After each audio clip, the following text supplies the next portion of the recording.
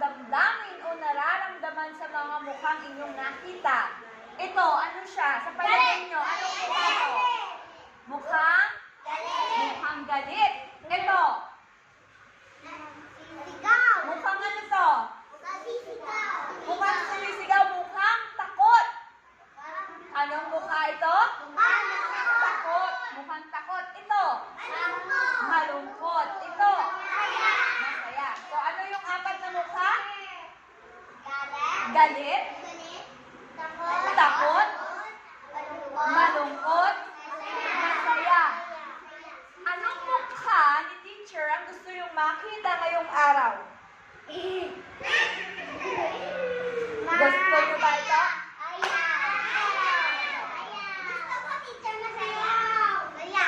Anong mukha ito? Ito ay galit. Okay? Kapag nakakita kayo ng mukhang ito, nakakatakot ninyo. Everyone! Listen! Ano yon? Galit o masaya? Okay, galit.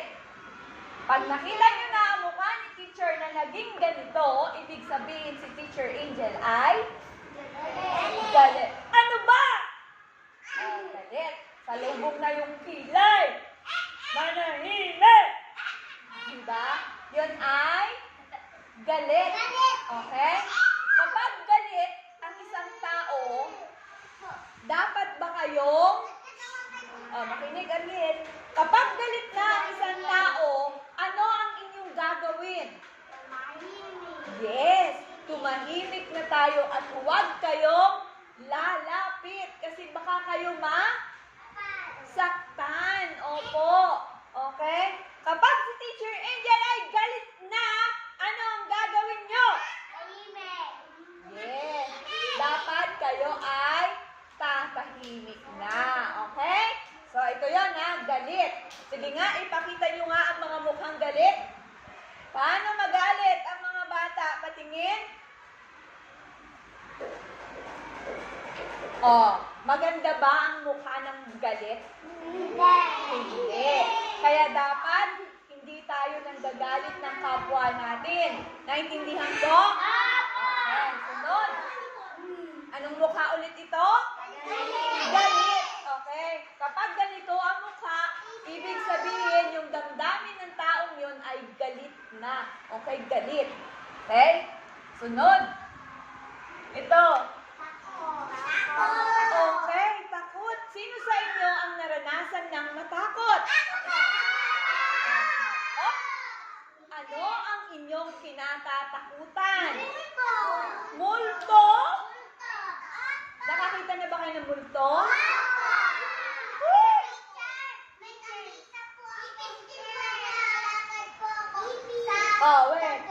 Okay. Okay. Bukod. Wait lang. Bukod sa multo, ano pa ang kinatatakutan? Ikaw, Apollo, anong kinatatakutan mo? Ano? Ipis. Ikaw, Bricks, anong kinatatakutan mo? Ipis din.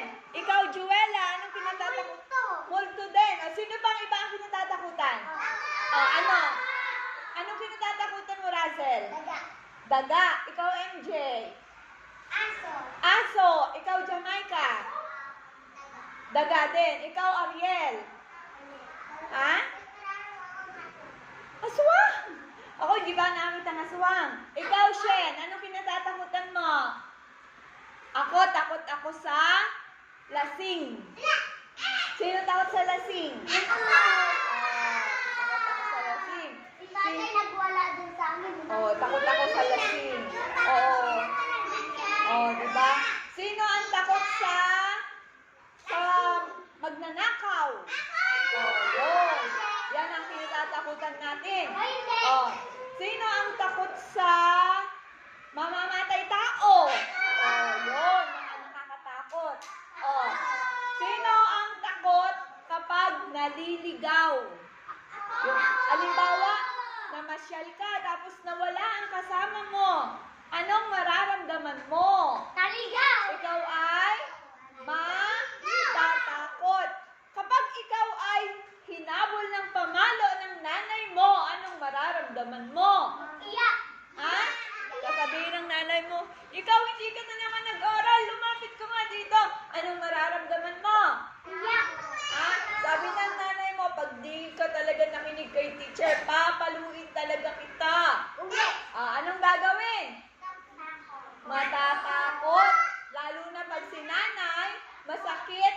namamalo. Sinong namamalo ang nanay?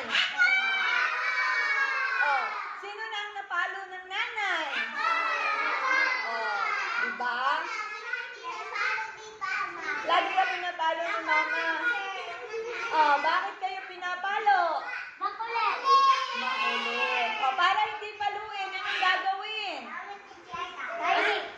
Makikinig at susunod. Oh, ano ulit damdamin ang ipinapakita? Natatakot. Okay, sunod. Ito. Oh, anong damdamin nito? Ay, hindi nakikinig si Ariel. Ito na ako.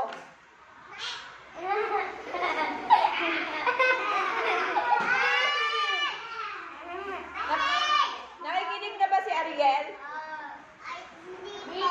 Ano ba yan? Di na ako magsasalita hanggang mamaya. Oh, nakikinig na ba? Oh, sige, hindi na ako magsasalita. Hindi na ako magtuturo. Okay. Timing na. Okay.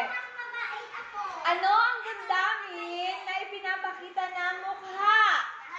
Malungkot. Okay. Sino sa inyo ang nalungkot na? Okay.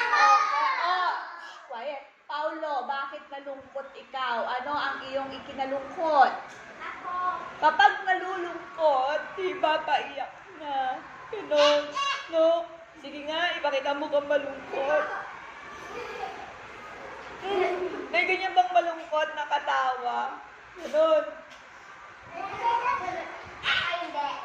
Oh, sino kayang lumungkot ang mukha? Lungkot. Okay. Kung tayo ay walang kaibigan, malungkot o masaya?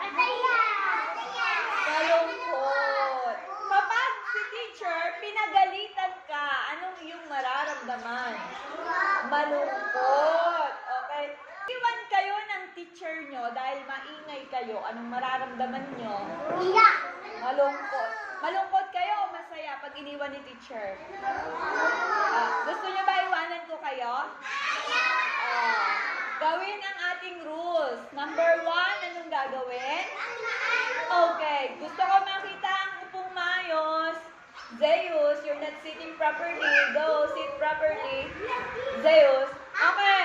Rule number 2. Kanino titingin? Okay. Sige nga, tingin nga lahat kung marunong sumunod sa rules.